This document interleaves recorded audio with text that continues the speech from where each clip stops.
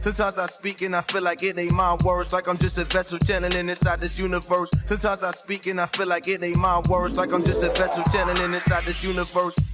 Welcome to the Maderi Music Podcast, where we explore the intersections of creative arts, healing, psychology, politics, and social justice.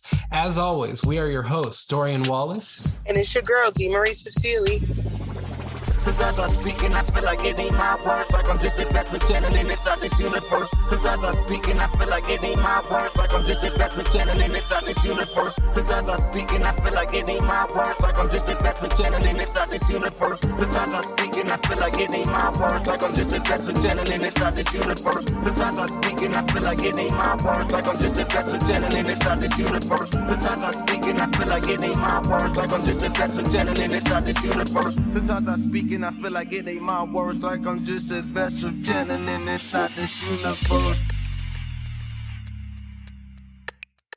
Before I throw it back at you, just one of my favorite quotes is for the Singing Solidarity chorus that I heard Annie say at, it was actually at an event for Alexandria Ocasio-Cortez, but there's the famous anarchist slogan, "No gods, no masters," and Annie, when inviting people to join the chorus, she was like, "No gods, no masters, no auditions. All right, see you later." And I thought that was really, really brilliant sloganing. But yeah. Right. I mean, just to respond to some of the things that you've been talking about, I think I was thinking about when you're mentioning like communal, I can't remember the word that you used, entrenchment. What was the word? Entrainment. Entrainment, yeah. And I remember on the picket line, we had a lot of people who had never chanted before on a picket line, who had never held a megaphone. And it is like a musical thing to be able to chant for long periods of time, even though you're not exactly singing. But then I heard more and more every day after day after day. We were on strike for 26 days, I think. And in total, was longest adjunct strike ever.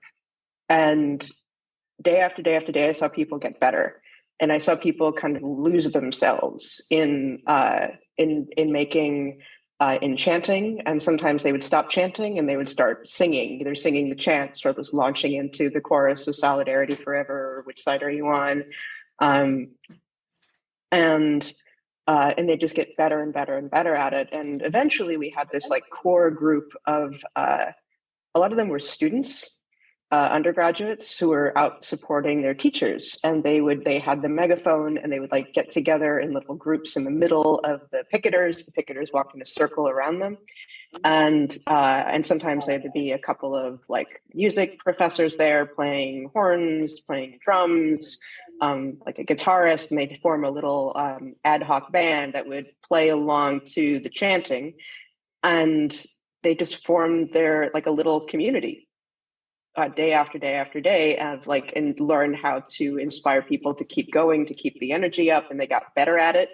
And then a few days before the strike ended, a group of them, and I think a lot of like our core like student supporters were a big part of it. They had a rally and announced that in order to support their teachers, they were going to occupy what's called the University Center at the new school, which is this giant neoliberal boondoggle of a building that they have not finished paying for since the 2008 recession. And it's currently being occupied by these undergraduates who were our student supporters, who have we got our contract, but they're still at it. They're still occupying the building.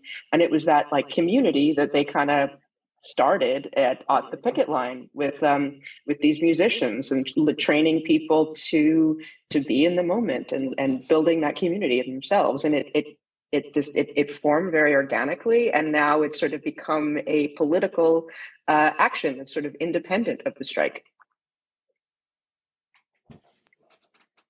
Wow. So interesting. Sorry, Dorian, were you speaking? Am I talking over you?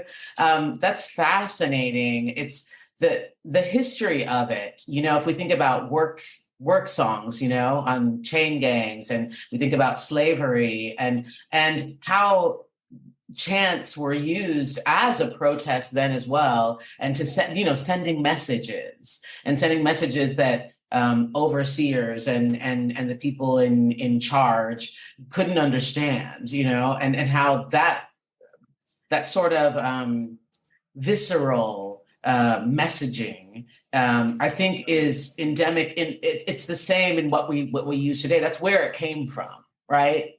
Those are the roots of what we're using today. I love the fact that you were saying, Annie, that people got better and better at it. It's like a mantra, right? It's a rhythm, and it takes you. And when you feel the power of it, you can't help but try to expand upon it. I find it fascinating, the recount of what you were doing there. Yeah, I think I was also really fascinated by watching a lot of these students on the picket line pick up the megaphone for the first time and start chanting, and get better at not just having breath control and volume, but also pedagogy. They got better at teaching the chants to the crowd. They figured out, okay, this is like a 3-part long chant, and I have to and figuring out how many times you have to repeat it before if it's call and response, the picketers would pick up now it's their turn.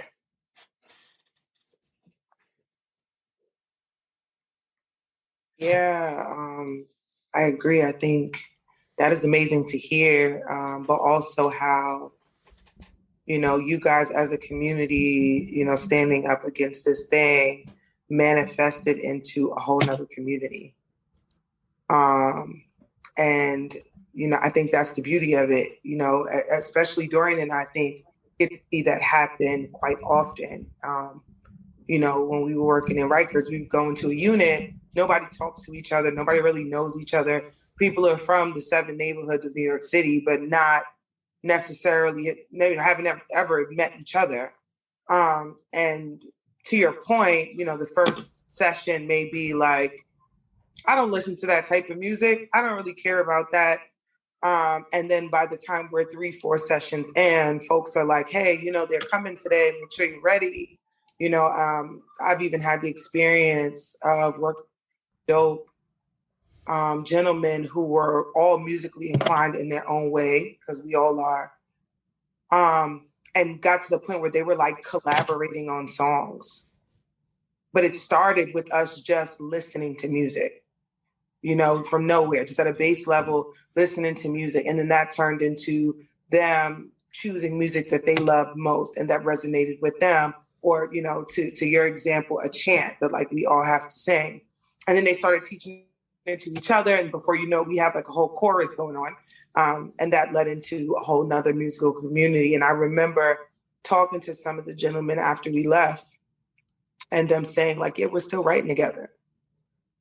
So just that small experience built now a musical community within the confines of that space. So yeah, that's the power of music.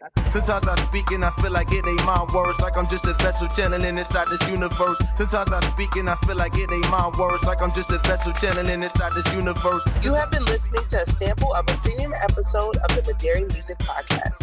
You can subscribe for $5 a month to get access to all of our premium episodes and give the show a chance to grow and remain editorially independent.